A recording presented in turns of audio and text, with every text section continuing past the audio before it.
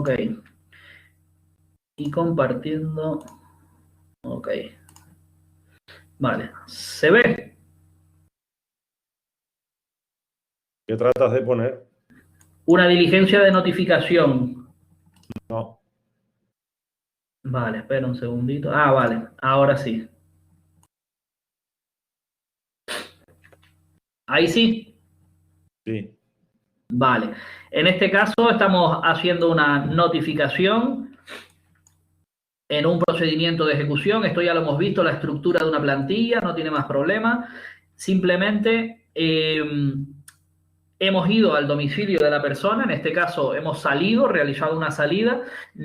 Puede ser el letrado de la administración o puede ser el compañero de auxilio, lo más normal, o el gestor incluso si estamos haciendo notificaciones y requerimientos, por ejemplo, de embargo. Pero bueno, el funcionario se persona en el domicilio y le entrego, en este caso no está el destinatario, pero sí quien dice ser fulanito, que tiene más de 14 años y conoce a la persona destinataria. Pues le entrego, en este caso, un auto despachando ejecución, el decreto, copia de la demanda, etcétera, etcétera. Bien, no le hago nada más. Entonces le estoy entregando copia y le estoy notificando en ese acto la resolución que se ha dictado en un procedimiento. Él es el interesado, nos consta el domicilio, pero no lo hemos encontrado a él, aunque la ley sí nos permite que si encontramos a quien dice conocerlo, vive con él, tiene más de 14 años, pues será el hijo, el sobrino, etcétera, y lo conoce. Le hago entrega, me firma y esa persona adquiere la obligación de entregárselo a su padre, a su tío, etcétera, etcétera, y no, para nosotros esa notificación está válidamente emitida. No voy a entretenerme mucho, salvo que ustedes me paren o lo que sea. En este caso, el funcionario ha consignado el acto en una diligencia de constancia. Fíjense que empieza con las palabras para hacer constar, siendo tal hora, en el domicilio de fulanito, con el objeto de notificarle. Bien, ¿qué es lo que pasa en ese domicilio? Que encuentro a Pepito, que tiene más de 14 años, y le doy la notificación, con lo cual, notificación correcta. ¿Vale? Vamos a ver otra. El emplazamiento sería similar. Díganme si se ve. Vale. También por cédula, tenemos una cédula de emplazamiento que le tenemos que hacer llegar al demandado o al ejecutado en el procedimiento que sea, o al denunciado si estuviéramos hablando de penal. Bien, en virtud de lo acordado, le dirijo a usted y le emplazo. ¿Para qué? Pues objeto del emplazamiento, comparecer en la audiencia provincial en el plazo de 10 días. Bien, plazo 10 días. Contestar a la demanda en los términos del decreto, formulando oposición, o en los términos del auto, formulando contestación a la demanda. Bien, prevenciones legales. Tendría que insertar aquí las consecuencias de que usted no conteste al emplazamiento. Si pasan los 20 días y usted no ha contestado a la demanda, se le declarará en rebeldía o le pararán los perjuicios que hubiera lugar en derecho. Firma el tal y lo mismo al domicilio mediante auxilio, si tuviera procurador a través del procurador, pero normalmente no suele ser el caso. Como digo, este emplazamiento es el que utilizamos para el primer traslado al demandado cuando ponen la demanda y nosotros la hemos admitido. Bien. Una citación, pues una cédula también en cualquier procedimiento en la que en lugar de darle un plazo, ya le estamos diciendo que el día tal, lugar, día y hora deberá usted comparecer. Normalmente esto se suele hacer en sede judicial. Yo le envío por correo la cédula de citación, se la envío por exhorto al juzgado de paz de su domicilio, se la envío por auxilio en una salida judicial, como quiera que sea, pero a la persona le llega una cédula donde se le informa de todo esto. ¿A quién cito? ¿Para qué le cito? Oiga, para prestar declaración en calidad de víctima por el presunto delito de violencia de género. Bien, va usted a prestar declaración como denunciante, ¿vale? ¿Qué día? Lugar, día y hora. En la sede de este juzgado, el próximo día 28 de enero a las 10:30 de la mañana. Todo eso se lo tengo que poner. Prevenciones legales. Sepa usted que si usted está citado en calidad de investigado y no viene, es una de las mayores consecuencias que puede pasar. Yo pregunto, en penal, si yo cito al investigado y no viene, ¿de qué le tengo yo que apercibir en esta cédula de citación? Es decir, oiga, si usted no comparece el próximo día sin justa causa, oiga, si usted está enfermo, tiene un viaje anterior o no puede venir por alguna causa médica importante, bueno, pues se cambia la fecha. Ahora, si no viene y está citado, ¿qué le va a pasar? ¿De qué consecuencia le tengo que avisar? Lo pregunto yo por ahí, a ver si alguno se atreve. Bueno, después del emplazamiento, las notificaciones, las citaciones, tenemos los requerimientos. En este caso les hemos traído dos. Un requerimiento que se realiza en la propia sede judicial, creo que lo vimos al principio cuando estudiamos por primera vez todos los actos procesales. En este caso creo que es dentro de una ejecución, sí, se le está requiriendo en el propio juzgado. Hemos conseguido que la persona venga al juzgado, lo tenemos delante nuestra y después de haberle entregado la documentación y todas las resoluciones que procedan, que tenemos que darle, en algún momento se nos ha acordado requerirle. Bueno, pues en este caso le hemos requerido para que nos manifieste cuáles son sus bienes y derechos. ¿Por qué? Porque estamos en una ejecución, él es el ejecutado, la persona que no ha pagado la deuda ha sido condenado por ello y ahora estamos buscando bienes, haciendo una investigación patrimonial para localizarlo. En este caso se le dice que manifieste todos los bienes y derechos que tenga, incluso detallados, es decir, si tiene una casa y tiene hipoteca, dígame cuánto vale la casa, cuánto es la hipoteca, cuánto le queda por pagar, cuál es el banco, etcétera, etcétera. ¿Tiene usted créditos concedidos? ¿Paga usted alquileres? Todo lo activo y lo pasivo, para nosotros tener una idea de su patrimonio y que él decida cuáles son los bienes que se le pueden embargar. Oiga, prefiero que se me embargue un vehículo, prefiero que se me embargue la nómina, ¿vale? Pues ese es el momento en el requerimiento de manifestarlo. ¿Cómo lo hace? Mediante lo que caracteriza el requerimiento. Requerimiento que admite respuesta. Aquí está. Debidamente tal, manifiesta que se ha enterado de lo que le estamos requiriendo y manifiesta que no posee ningún tipo de bienes, que trabaja en tal sitio, tiene un coche y una moto, que tiene dos casas, una con piscina y otra sin piscina, que prefiere que se le embargue no sé qué, que no quiere manifestar nada, ¿vale? Esto es en sede judicial. ¿Por qué? Porque lo tengo a mi presencia. Teniendo a mi presencia el ejecutado en el juzgado, muy bien. Lo mismo va a ocurrir cuando salga el compañero de auxilio o salga el compañero de gestión y realice un requerimiento fuera de la sede. Aquí lo que va a cambiar es que estoy situado en la calle, siendo tal hora, en el domicilio que sea, en el lugar de trabajo, en el domicilio familiar conocido, donde quiera que sea. El requerimiento en sí va a ser lo mismo. Le requiero para que haga una relación de bienes, tiquitín, tiquitín, tiquitín, tiquitín. Y el detalle también, la respuesta que me dé. Normalmente no suele haber problemas porque el requerimiento no implica tampoco una desposeerle directamente de los bienes, sino que es un trámite en el que se relacionan los bienes y no implica que directamente se le embarguen, ¿vale? A partir de esa relación de bienes sí que se va a poder acordar un embargo sobre los bienes y luego ya se irá a embargar. Entonces, bueno, ahí no suele haber mucho problema. Pero ya en eso a veces también nos encontramos con quien se lo toma mal y te despacha con un simple no tengo nada o váyase usted de aquí. Bueno, pues se consigna eso, que realiza las manifestaciones oportunas, que queda enterado y requerido. Eso sería lo importante. Esta, como digo, se realiza pues fuera, en una salida en la calle y sin problema. Mandamientos al registro de la propiedad es el ejemplo. Este también lo vimos en su día. Un mandamiento se suele hacer en las ejecuciones donde, o en los procedimientos donde necesitamos saber el estado de un inmueble en cuanto a qué cargas tiene en el registro de la propiedad, si tiene una hipoteca, si tiene dos, si tiene una ampliación de hipoteca, si tiene un embargo de Hacienda, por ejemplo. Pues bueno, esto es lo que nosotros le dirigimos al registro de la propiedad como orden para que una vez que el registrador sepa que hay un procedimiento, que es lo que le informamos aquí, le hago saber de que existe tal procedimiento donde se reclama pues tanto dinero, 18.000 euros por un lado, más 12.000 de intereses, etcétera.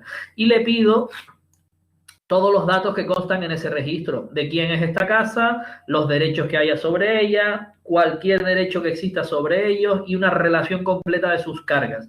Como ustedes saben, en el registro de la propiedad no solo se anota las características del bien inmueble, desde una nota simple pues hasta la descripción completa de a quién pertenece, en qué porcentaje. Pues esto es de la herencia, pertenece al 50% porque es una sociedad de gananciales, bien, hasta las cargas que tiene, no solo de la hipoteca de la compraventa, sino si se han realizado embargos y se han anotado contra ese bien. Bueno, pues perfecto. Le describimos la finca y se lo enviamos. Como respuesta a esto, el registrador nos va a contestar con ese documento que llamamos certificación de cargas en este caso, con todos esos datos que le pedimos. Y a partir de ahí lo insertamos en nuestro procedimiento y podemos continuar con el procedimiento. ¿Se ve la pantalla? Se ve el fondo de pantalla tuyo ese, sí. Vale, ahora oficio, ¿se ve? Sí. Bien. El oficio, como digo, lo utilizamos para todas esas comunicaciones que no son directamente con las partes, por eso tema 27, tema 26 se entremezclan, porque los actos de comunicación del 149 no se fijan tanto en a quién se lo hacemos, sino que los describe todos, por eso estos temas los estudiamos en bloque. El oficio lo dirigimos no a las partes, no a los peritos o testigos del procedimiento, sino a esas administraciones o personas jurídicas en las que son distintas a registros públicos, distintas a notarios o distintas a otras administraciones.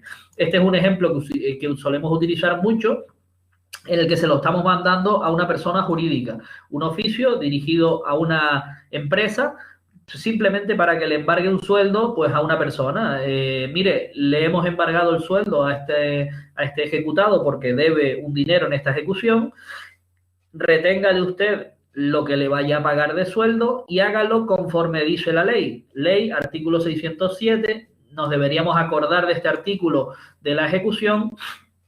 Establece, bueno, que por debajo del salario mínimo no se puede embargar, salvo en supuestos del 608 de alimentos, y luego establece un sistema de porcentajes en función de cuántas veces supere el salario mínimo. Si solo lo supera una vez, pues tanto, 30, 50, 60, 75, hasta cuando pase ya de 5 veces el salario mínimo, pues en la sexta ya le podemos embargar el 90% de esa cantidad.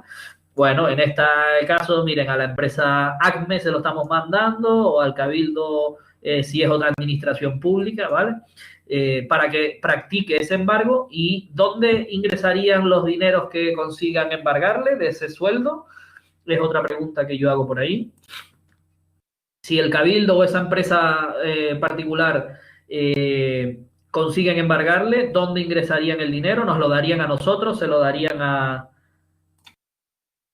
la persona? Bueno. Tania dice que en el Banco Santander. Bueno, ¿dónde está la cuenta? No le falta razón, efectivamente, pero bien, sí. Pero ¿cómo se llama la cuenta esa que tiene el juzgado? La respuesta es correcta, pero efectivamente lo ingresarían efectivamente en la cuenta de depósitos. Sí, fíjate, Tania, que hace años, no me acuerdo exactamente cuánto, la cuenta de depósitos la negoció el Ministerio de Justicia con Banesto. Luego Banesto fue absorbida por Santander, pero es que anteriormente, o sea, hace 15 o 20 años, no me acuerdo bien cuánto, era BBV. Cuando yo empecé a BBV, ¿verdad? Entonces, bueno, eso va por concesiones o acuerdos del ministerio y lo tiene un banco, en este caso sí, efectivamente es el Banco Santander. Bueno, nos quedan claros, o algo así, cuenta de depósitos y consignaciones. La cuenta de depósitos y consignaciones no es una sola cuenta. La cuenta de depósitos y consignaciones es una parte del negocio de Banco Santander por convenio con el Ministerio de Justicia y la gestiona a través de lo que se llaman cuentas expedientes. Nosotros siempre entramos a una aplicación que está controlada por el Consejo General del Poder Judicial, es decir, se accede a través del punto neutro y que está gestionada por Banco Santander a través de una aplicación que se llama Santander Juzgados o Banco Santander Juzgados, algo así. Esa aplicación permite que todos los letrados de todos los juzgados de España, así como los usuarios, los funcionarios con clave y usuario que tenemos nosotros, puedan acceder a la aplicación con su clave y con su usuario y gestionar hasta el nivel que se le permita las cuentas expedientes, no la cuenta expediente del juzgado, sino que el programa o la aplicación genera para cada procedimiento, con un código que tenemos asignado para cada tipo de procedimiento y el número de procedimiento, una cuenta específica, un código de 16 dígitos específico y único para ese procedimiento, ¿vale? Entonces, sí, nosotros llamamos, entra a la cuenta de depósitos, el entrar a la aplicación de Santander Juzgado, pero una vez que estamos ahí dentro, tenemos que buscar por ese código la cuenta que nos interesa, tanto para ver si ha habido consignaciones o depósitos,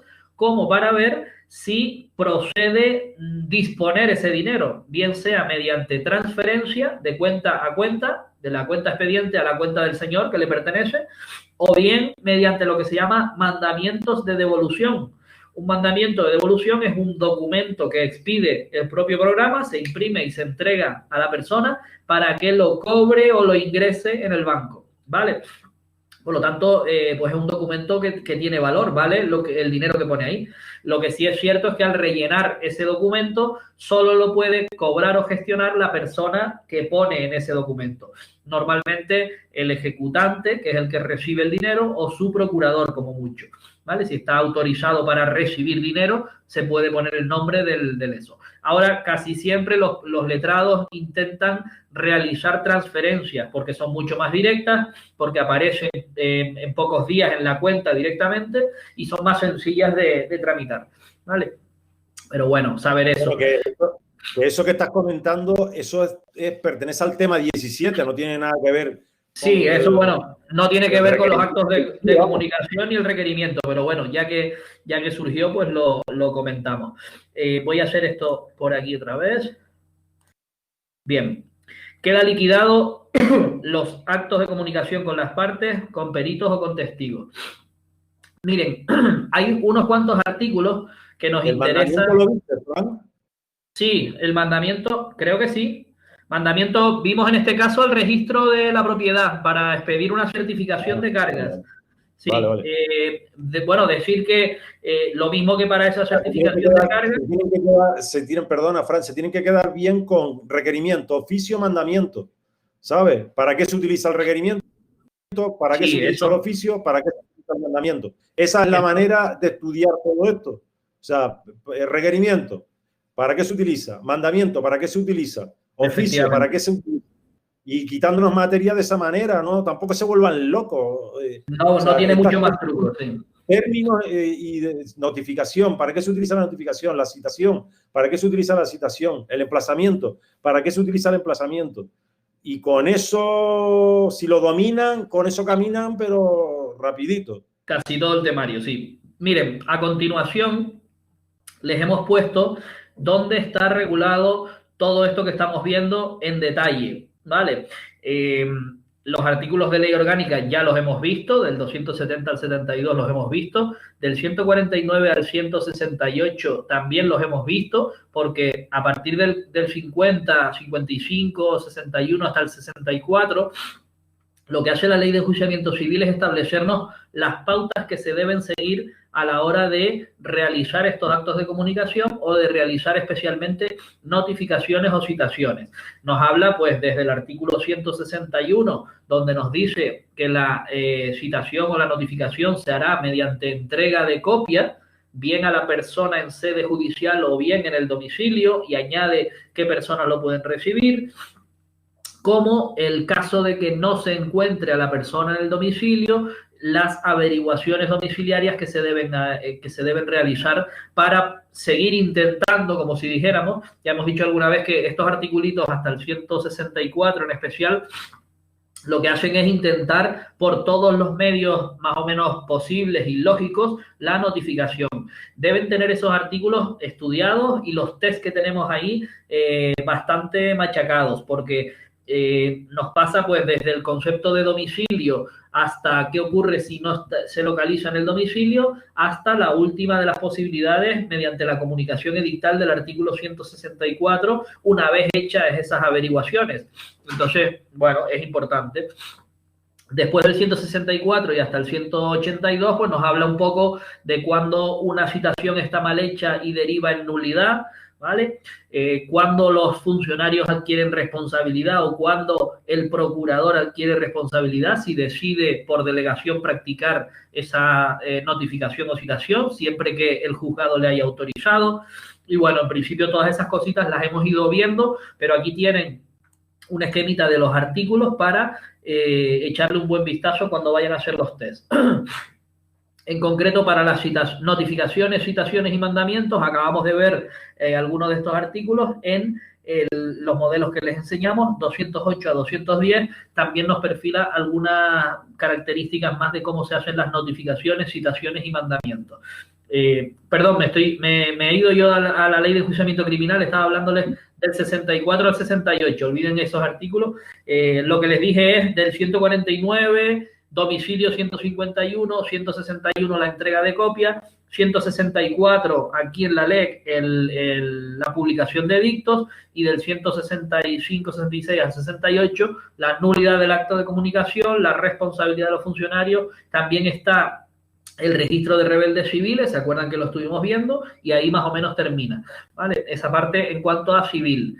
En la ley de enjuiciamiento criminal lo mismo, pero en este otro articulado. ¿Cómo se practican determinados actos? Aquí van a ver ustedes que se van a encontrar palabras o frases un poquito desactualizadas o anticuadas, y saber que no se sigue a rajatabla esa frase o ese concepto tan antiguo, pues por dos motivos. Uno, porque la propia ley ya ha quedado obsoleta y nos apoyamos más en la ley de enjuiciamiento civil para la práctica de esos actos de comunicación.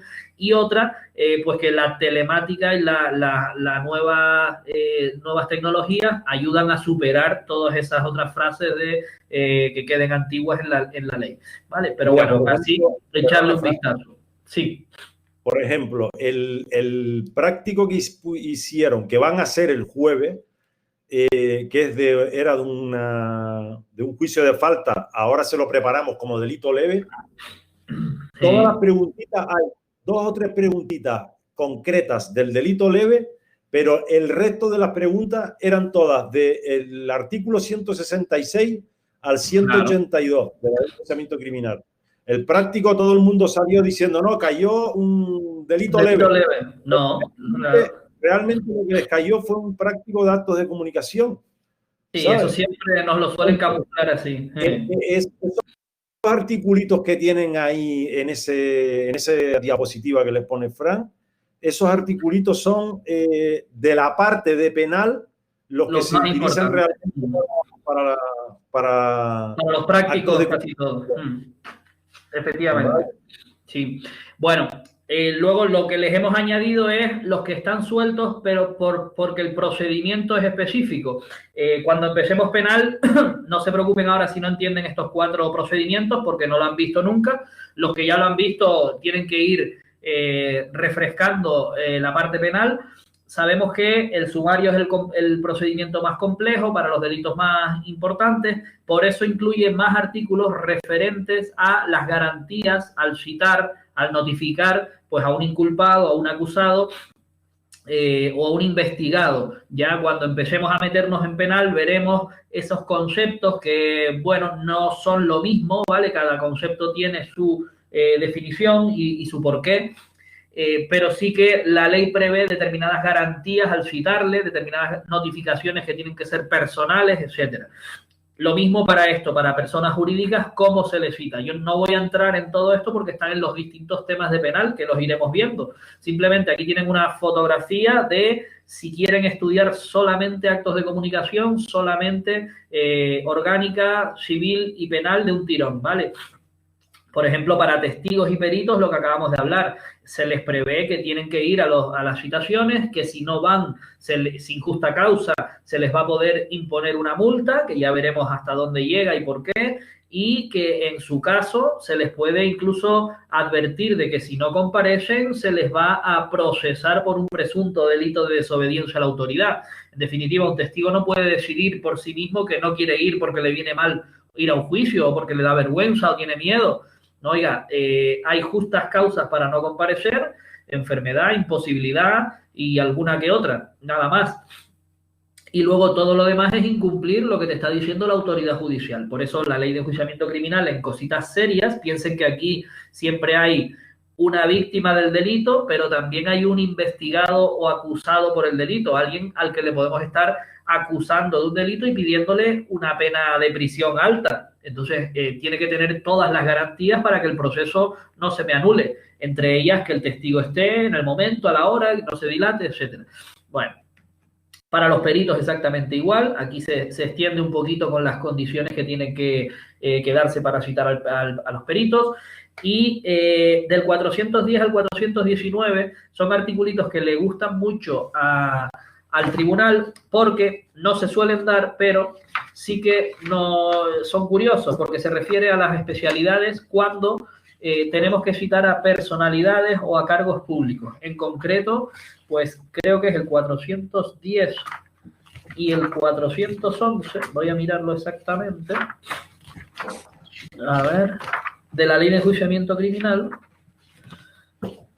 efectivamente, el 411 y el 412, ¿vale? Nos habla desde el rey, la reina, príncipes consortes y el príncipe heredero, así como los regentes del reino, nos dice dónde lo vamos a citar y en qué sitio van a declarar, y los agentes diplomáticos acreditados. Y por su lado, el 412, dentro de esto, nos habla pues de qué personas tienen la exención de acudir y pueden declarar, o quienes tienen la obligación de declarar, pero pueden hacerlo en su despacho oficial. Esto siempre va en función de que son altos cargos, ¿vale? Echarle un vistazo a esto, aunque lo repasaremos en penal un poquito más a fondo. Hablamos de personalidades como el presidente de gobierno, el resto de miembros del propio gobierno, diputados del Congreso, senadores, luego ya presidentes de los distintos órganos judiciales, por ejemplo, del Tribunal Constitucional, el presidente del Supremo, que a su vez es presidente del Consejo General del Poder Judicial, fiscal general, en fin, personalidades pues bastante altas, donde ahí vemos pues quiénes están exentos y quiénes no. Es un artículo difícil de estudiarse, el 412, y que alguna vez nos han preguntado porque facilita mucho la trampa de está exento de acudir al llamamiento, pero tiene que declarar y puede hacerlo en su despacho, o no, tiene que ir a la sede judicial del órgano que le quiere citar, ¿vale? Echarle un ojillo a eso y no perderlo de vista cuando nos toque estudiarlo, ¿vale? Bueno, en fin, artículos sueltos, pero que tienen todo el sentido dentro del procedimiento, ¿vale? Para el procedimiento abreviado, que es el siguiente en importancia, vamos a decirlo así, sin entrar en más valoraciones, aunque en penal iremos paso a paso, pues nos prevé qué ocurre cuando el domicilio desconocido de un testigo, de un perito, nos impide, o del propio investigado, nos impide la citación o la notificación. Y un artículo curioso, el juicio oral. ¿Quién se acuerda de este artículo, de los que ya hemos visto? ¿Qué ocurre cuando el acusado no comparece al juicio oral estando citado? ¿O qué puede ocurrir dependiendo de las características del delito que se persiga, de la pena? Lo digo así en general, si no doy alguna pistilla más. Es un artículo muy concreto. ¿Qué ocurre? ¿Qué puede pasar? Nos da en otro tipo de procedimiento, pues artículos curiosos, el juicio rápido, por ejemplo, las citaciones ya no las hace el tribunal, lo veremos estos días cuando entremos en penal, las hace la propia policía judicial una vez que está realizando el atestado en concreto, incluso se coordina con los juzgados a través del Consejo General y un reglamento para señalar ellos directamente la fecha de juicio. El próximo martes, día tal, citados ante el juzgado para un juicio rápido. Pues eso es así en este procedimiento, está organizado así. citaciones que realiza la Policía Judicial ante el juzgado. Y por último, bueno, todas las citaciones y comunicaciones que se realizan en los delitos leves. En definitiva, una imagen de todos los artículos referentes a actos de comunicación para que no nos pillen en ninguna preguntita clave que nos pueda caer. Y como les decía... Te acaba de decir, perdona, te acaba de decir, Javi, que se puede celebrar en ausencia si la pena de prisión es inferior a 2 años. Efectivamente. Y está debidamente citado. ¿Está? Y está debidamente citado. Efectivamente. Y además, si no concurre justa causa, si el tío no va, pero porque le pasa algo, en ese caso suspendemos el señalamiento de juicio y lo volvemos a hacer. Se puede celebrar en su ausencia si la pena de prisión es inferior a 2 años, correcto, y está debidamente citado. Exactamente. Ya lo veremos, ¿eh? No se preocupen de eso. No lo veremos en penal, sino estamos adelantando un poco a los acontecimientos. Como les decía, el tema 28 termina, o lo vamos a terminar nosotros, con una serie de supuestos especiales que se deducen o que surgen a raíz de los actos de comunicación, o más bien del resultado de los actos de comunicación. En especial, pues nos habla de cómo hay que citar a las partes y qué les puede pasar a los testigos, el supuesto de la rebeldía procesal y alguno otro. Vamos a ir viéndolos un poquitito con sus debidos artículos y para entender de lo que hablamos y un poco saber cómo funciona en el proceso civil en este caso.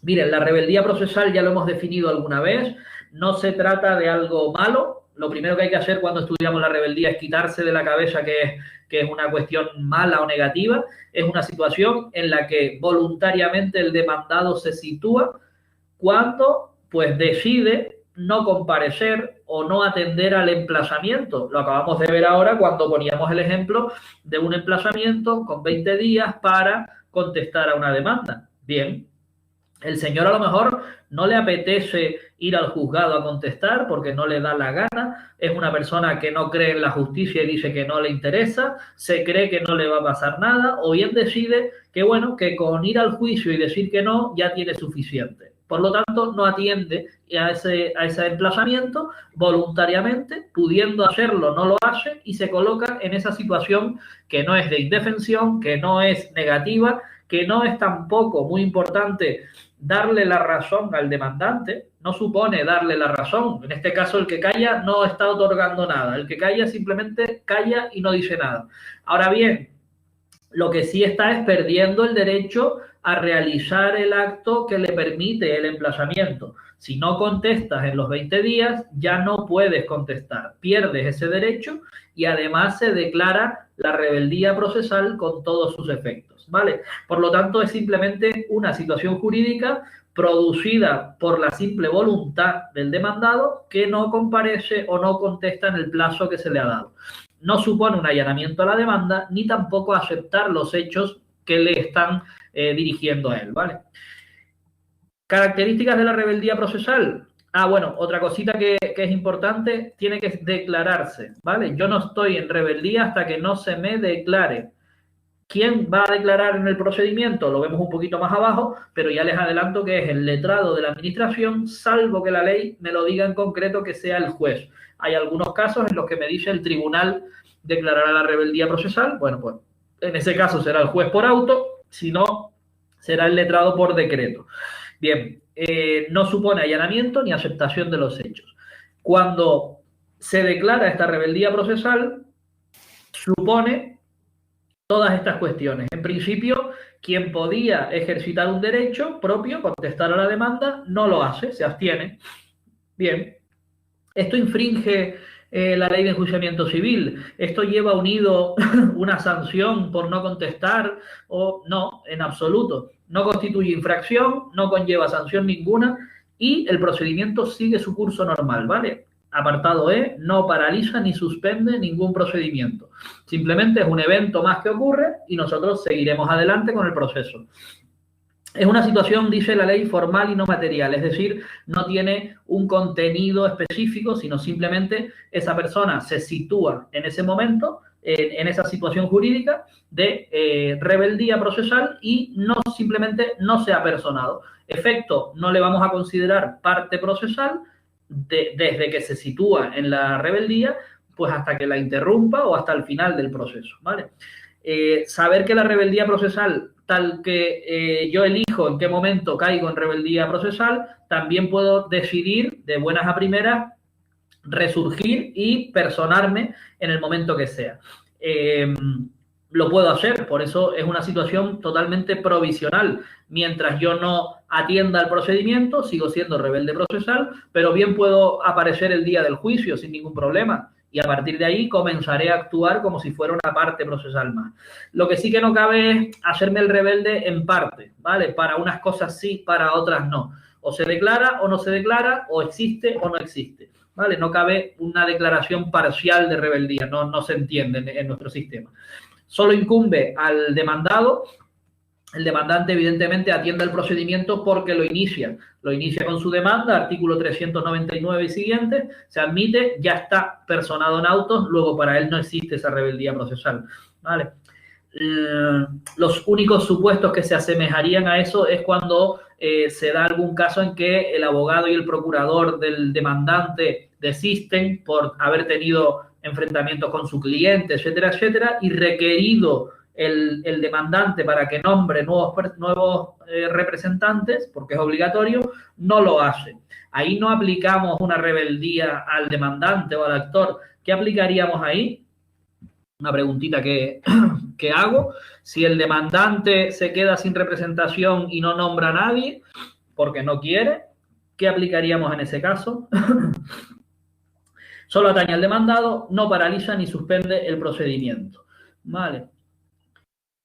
La rebeldía la declara el letrado de la administración y, ojo a esto, excepto cuando corresponda hacerlo al tribunal, supuestos del artículo 496.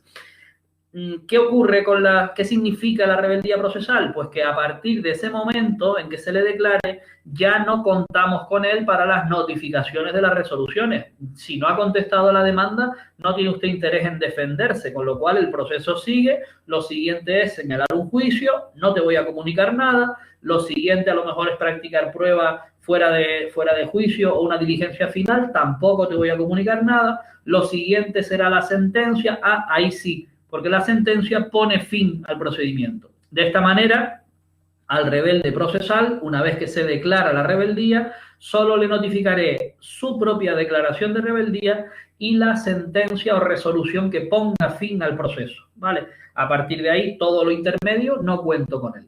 ¿Cómo notificamos la declaración de rebeldía? En primer lugar, la notificamos por correo si conocemos su domicilio, ¿vale? Que sea rebelde y no haya contestado o no haya atendido al emplazamiento no significa que no sepamos dónde está. Eso sí lo podemos saber, pues se le notifica. Si no, por edictos en el juzgado, si no conocemos tampoco el domicilio. Aquí se lo pusimos en grande. A partir, una vez hecha esta notificación, no se realizará ninguna otra, salvo la que ponga fin al proceso. Todo lo intermedio no se le notificará. ¿Qué hay que hacer además de eso? La parte del ¿cómo lo llamábamos? El ida y vuelta o el funcionamiento del registro de rebeldes civiles. Recuerden que era tanto para obtener información como para cumplimentar la información del registro de rebeldes. Y que además, si nos salía un domicilio, a partir de ahí podíamos ir a por ese domicilio o considerarlo rebelde procesal si constaba registrado ahí. Nos ahorrábamos todo el trámite del 161 hasta el 164, ¿vale? Con lo cual, el registro civil de rebeldes, el registro de rebeldes civiles, en teoría está bien diseñado, funcionaría, pero sí que es verdad que la información hay que cogerla con cuidado porque no está actualizada, porque los propios letrados de la administración no actualizan mucho, bueno, o los juzgados, y bueno, es una información que está, pero que el registro no funciona perfectamente, ¿vale? Aunque está muy bien diseñado. Cada vez se va afinando más porque cada vez pues, lo utilizamos más y mejor, pero bueno. La otra resolución, la que pone fin al procedimiento, en nuestro caso esa sentencia de juicio ordinario, por ejemplo, el tío no ha ido a la audiencia previa porque está declarado rebelde, no ha aportado pruebas, no ha comparecido al juicio, se dicta la sentencia, esa sí se le va a poner en conocimiento, utilizaremos la forma del 161, es decir, entrega de copia en el domicilio o en sede judicial, notificación mediante entrega de copia, si es que conocemos el domicilio. Si por el contrario su domicilio es desconocido, lo que haremos será directamente, aquí está una ventajita también, no tenemos que averiguar domicilio, sino directamente un extracto de la sentencia, normalmente el encabezado y el fallo, por edictos en el Boletín Oficial del Estado o de la Comunidad Autónoma según corresponda, según estemos en un juzgado o estemos en una audiencia provincial o TCJ o Supremo incluso, ¿vale? Publicación de extractos en el boletín. Lo de publicar extractos es simplemente porque no vas a publicar toda la sentencia de 18 folios de fundamentos jurídicos, sino a efectos de notificación, lo más importante que es quiénes son, cuál es el resultado de la sentencia, el fallo en concreto y a qué condena o de qué absuelve. ¿Vale? Hay dos peculiaridades respecto de la rebeldía cuando se dicta en un desahucio por falta de pago o renta, expiración de plazo, es decir, los supuestos de desahucio del artículo 250.2 de la ley. En estos casos nos dice que directamente se publique un edicto en el tablón de anuncios, pero de la oficina judicial. Perdón, no en el boletín, sino en el tablón de anuncios de la oficina judicial. Esta notificación de sentencia, nunca verán que en un desahucio se mande al BOE una publicación de una sentencia. No tendría sentido. Se publica por edicto en la oficina. Bien, y también recordar que el propio procedimiento de desahucio del 441 y siguientes ya prevé que en el mismo decreto admitiendo la demanda se fijará todo el proceso, incluida la fecha de lanzamiento, y entre ellos se introduce el párrafo de que en el plazo de 6 días después se entenderá que debe comparecer y si no comparece se entenderá notificado mediante la publicación del edicto en la oficina, ¿vale? Y el último detalle de esta rebeldía procesal es cuando el demandado decide terminar con esa situación jurídica de rebeldía y comparecer nuevamente en el procedimiento. Plena libertad para hacerlo, artículo 499, con la única condición de que el procedimiento no va a dar marcha atrás en absoluto, no se va a retroceder en ninguna fase. Si, por ejemplo, en ese juicio ordinario el señor ha sido declarado rebelde, pues en el momento que sea. Se ha perdido la contestación, se ha perdido la audiencia previa, se ha perdido la notificación del señalamiento, bien, pero casualmente se entera de que va a tener un juicio y decide el día antes o 3 días antes nombrar abogado y procurador y acudir el día y la hora al juicio y se sienta ahí en sala. ¿Ese declarado rebelde va a poder participar en el juicio? Pregunta primera. Y si puede participar en el juicio, puede hacerlo proponiendo prueba y como puede utilizar todo lo articulado como si hubiera estado presente. Pues bueno, en parte sí, en parte no. Desde ese momento entendemos con él el proceso. Eso quiere decir que sí se le deja participar, por supuesto, sí se le considera parte procesal y sí va a poder intervenir en el juicio. Ahora bien, ha perdido la posibilidad de plantear prueba propia. Lo único que va a poder hacer es preguntar o aprovechar la prueba de la otra parte, si es que estuviera, ¿vale? Porque nos dice que no cabe retroceder. Nosotros sabemos que en qué trámite es donde se propone la prueba y se admite, en la audiencia previa del juicio ordinario. Pues ese trámite estaba usted rebelde, ni siquiera compareció, perdió esa oportunidad y ya no podemos ir marcha atrás, ¿vale? Por ejemplo, en una diligencia final podría participar, pero no podría plantearla nuevamente si eso se decidió ya o lo que sea. ¿Vale? ¿Se entienden estos detallitos de la rebeldía? ¿Dudas que nos puedan surgir? Vale. Como especialidad también en estos actos de comunicación debemos atender a las citaciones a las partes. Y hay 2 detallitos en 2 articulitos, en el 291 que nos interesan. Uno es un plazo, ¿vale?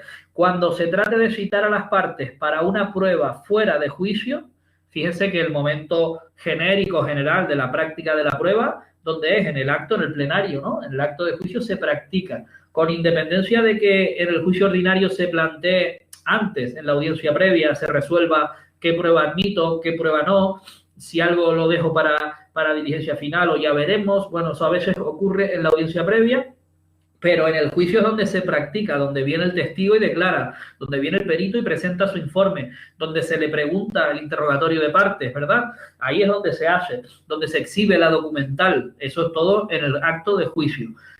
Para citar a alguien a una prueba fuera de juicio, normalmente por diligencia final o porque sea una prueba anticipada, al menos 48 horas sería la respuesta. Fíjense en el al menos, ¿vale? Que es la trampa.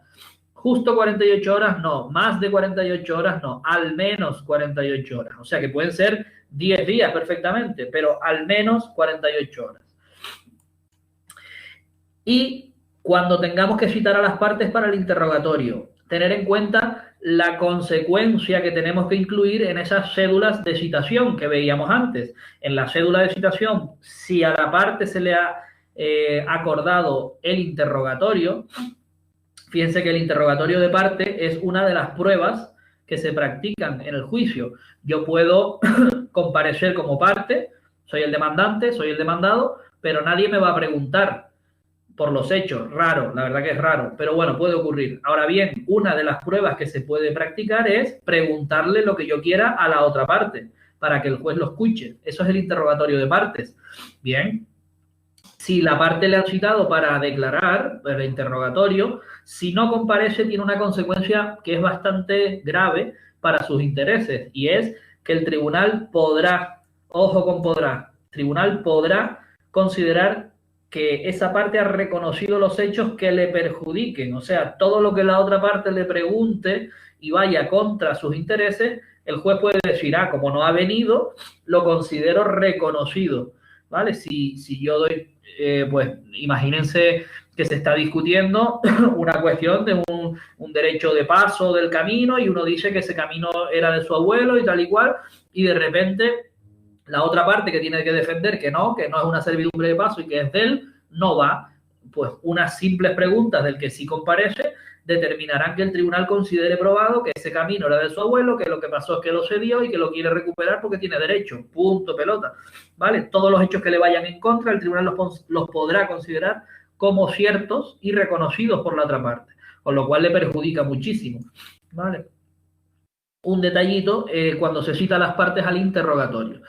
Cuando citamos igualmente a peritos y a testigos, la consecuencia, creo que la mencionamos antes, va a ser la imposición de una multa si el testigo o el perito no va sin justa causa.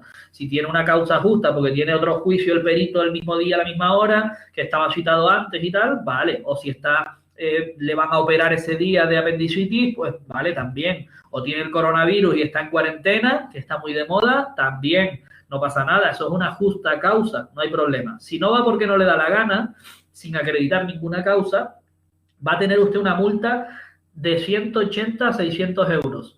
Y además le vamos a percibir que si se repite, va a poder incurrir en un delito. Esto es un delito, desobediencia a la autoridad. Ya es la segunda vez que le ponemos que no viene a testificar o a realizar su pericial, a declarar como perito. A la siguiente, pues, o si no viene en la segunda, le vamos a procesar como autor de un delito de desobediencia. A la vez, en ese procedimiento en concreto, habrá que decidir si el hecho de que no vaya el testigo o no vaya el perito implica que haya que suspender el juicio. Aquí el juez o el tribunal valorará si es tan importante la declaración del perito o del testigo, es esencial para que lo demás no pueda continuar. Fíjense que en todos los juicios existe un orden de práctica de la prueba, eso está en la parte general de la ley, y bueno, si falla el testigo número 1, a lo mejor el testigo 2 o los testigos de la otra parte podemos seguir haciéndolo, o en la sesión de mañana podemos continuar con la pericial y dejar a ese testigo para la siguiente, o no, miren, no podemos seguir sin esa declaración, hay que suspender hasta el próximo señalamiento. Lo segundo sería más perjudicial. ¿Alguien iba a preguntar algo por ahí? No, por el momento. Vale. Bueno, vamos a explicar ahora una cosita solo por si nos lo preguntan, ¿vale? Yo en esto, ni el año pasado ni conozco a ningún juzgado que lo haya puesto en funcionamiento. Solo, como digo, para por si nos lo preguntaran, porque a veces los tribunales rebuscan y se van hasta las disposiciones adicionales de la ley para buscar una pregunta en la que nos puedan pillar. Eso depende del grado de dificultad que quieran poner, del número de plazas que saquen, etcétera, etcétera. Pero bueno, por si acaso, la disposición adicional quinta de la Ley de Enjuiciamiento Civil recoge un tipo de estructura dentro de la nueva oficina judicial a modo de servicio común procesal, que lo llaman oficinas de señalamiento inmediato. La idea del legislador en esta disposición adicional es que en los partidos que implanten tanto la nueva oficina judicial como este tipo de oficinas de señalamiento inmediato sirvan para señalar y preparar determinados procedimientos civiles de los que estamos tramitando nosotros actualmente en todos los juzgados, pero que lleguen a los juzgados de reparto listos para celebrar el juicio, ¿vale? Entonces, ellos se encargan, o estas oficinas de señalamiento inmediato, que no son más que servicios comunes procesales, recuerden, en el tema de oficina judicial como servicio común, ese órgano que se encarga de prestar ayuda, prestar servicio en determinadas funciones concretas a varios juzgados. Servicio común de notificaciones y embargos. Oiga, ¿qué hace usted? Pues mire, notifico y embargo, más claro el agua. ¿Pero a quién? A todos los juzgados de mi partido judicial. ¿Vale? Perfecto. Eso es Santa Cruz, por ejemplo. Servicio común de notificaciones y embargos. Hago todos los exhortos que me mandan los juzgados, notifico y quito trabajo a las unidades, a las UPAD, que son los actuales juzgados. Cuando esto se desarrolle o cuando lo implanten, ese servicio común de señalamiento inmediato se dedicará a, entre otras cosas que pone esa propia disposición, registrar este tipo de procesos, señalarlos, ¿vale? Repartirlos a los juzgados, porque es verdad que ese procedimiento no le pertenece a la oficina de señalamiento, sino al juzgado número 10 de Madrid, por ejemplo. Y se lo realizará los señalamientos y las cédulas de citación, enviándolas a todos los que tenga que señalar y citar. Bien, a partir de ahí, pues ya cuando esté preparado para celebración del acto de juicio, subirá el procedimiento, bajará o irá, y el propio órgano ya solo tendrá que celebrar juicio, dictar sentencia, ¿no? La práctica de prueba en el juicio y la sentencia. ¿Qué nos dice esta disposición adicional? Se encargan de registro, se encargan de reparto, señalan comparecencias y actuaciones hasta juicio. Bien, lo que regula esta ley son varios procedimientos. Yo se los voy a decir, los tienen en la propia ley, pero por si acaso, son procedimientos de una instrucción o una preparación pues bastante sencilla. Déjenme un segundito que lo tengo por aquí. Se encargan, aquí, los procedimientos en concreto, pues los desahucios con reclamación de cantidad inferior a 6.000 euros, reclamaciones de cantidad, ahí es bastante sencillo. Los desahucios de finca urbana, pues por falta de pago acumulada, la reclamación y el desahucio. Y luego en familia se encargan pues de las guardas y custodias de alimentos o alimentos de hijos menores, todas las medidas provisionales de nulidad, separación o divorcio, que sean previas o simultáneas a la demanda, no se preocupen si no se acuerdan de estos procedimientos, y los mutuos acuerdos, las separaciones o divorcios de mutuo acuerdo, donde también pues es bastante fácil el señalar un día y una hora para ratificar el convenio regulador que hemos llegado, y simplemente el órgano que reciba el procedimiento pone su sentencia, su decreto, da por bueno el divorcio y el acuerdo, el convenio regulador al que han llegado, y listo, ¿vale?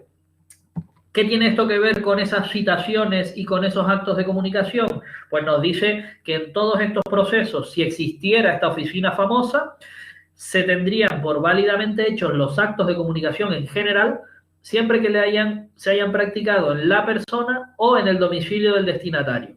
Básicamente, igual que nos dice la ley en los artículos 161 a 168, pero practicado por un servicio común procesal cuando exista. En mi opinión, no se ha desarrollado este punto, pues por dos motivos. Uno, el mismo que implica que no se haya desarrollado la oficina judicial en su plenitud, ¿vale? Falta de presupuesto, falta de personal, falta de diseño y falta de acuerdo. Esas razones son las primeras para que no hayamos desarrollado. Y segundo, falta de previsión económica para hacerlo. Implicaría una inversión desde infraestructuras hasta organizar al personal y un montón de cosas. Entonces, es muy difícil que esto camine sin esos puntos de apoyo, ¿vale? En el papel está, en la ley está, todo parece ir caminando, pero muy lentamente, ¿vale? Miren, últimos puntitos con respecto a los actos de comunicación. ¿Cómo nos comunicamos los tribunales con la abogacía del Estado? La ley 5297 recoge un poco, esto no nos entra en el temario, pero sí estos detalles, ¿vale?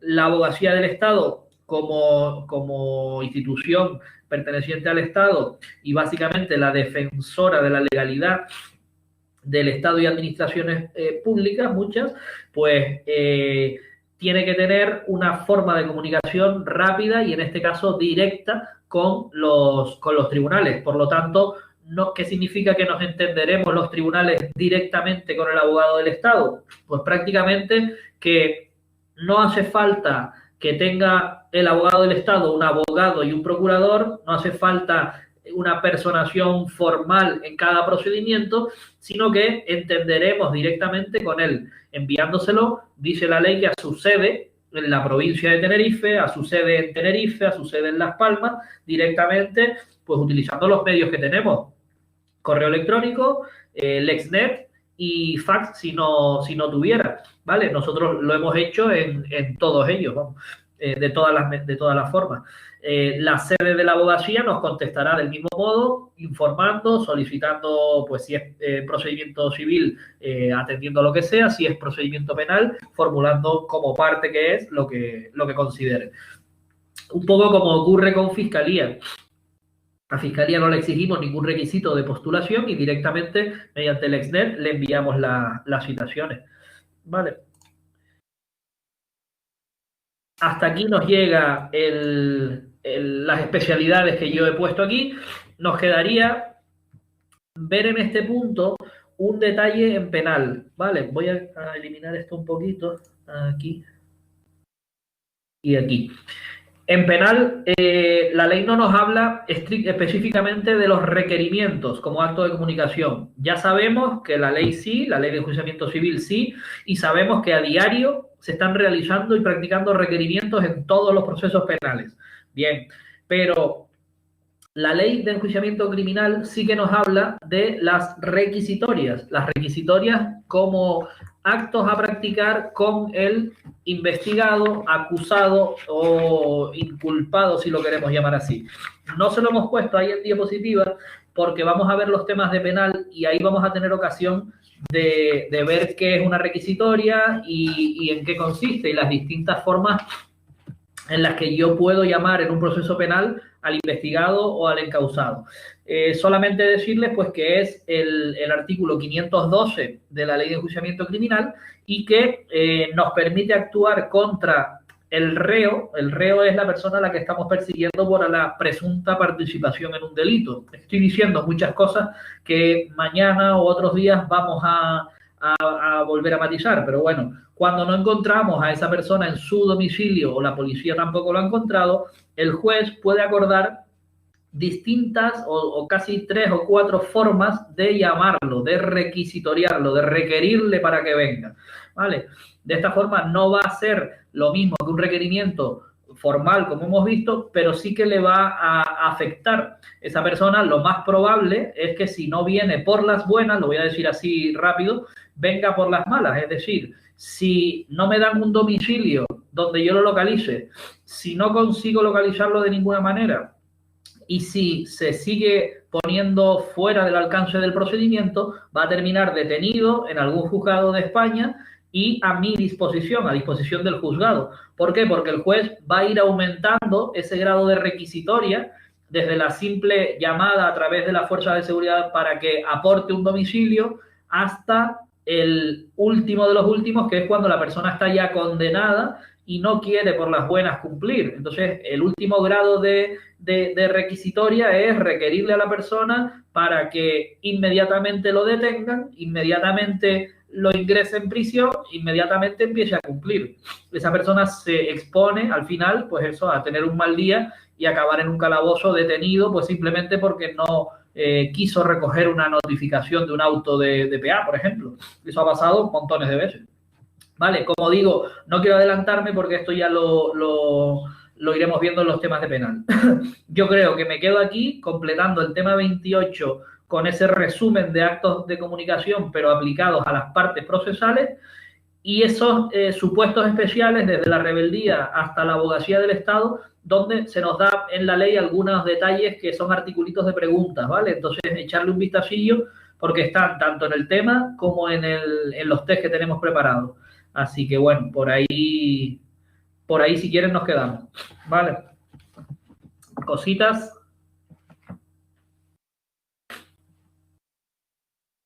Bueno, pues en principio por mi parte, vale. Yo creo que nada más. Dime. ¿Para la grabación? Ah, sí, perdón. Voy a detenerla por aquí.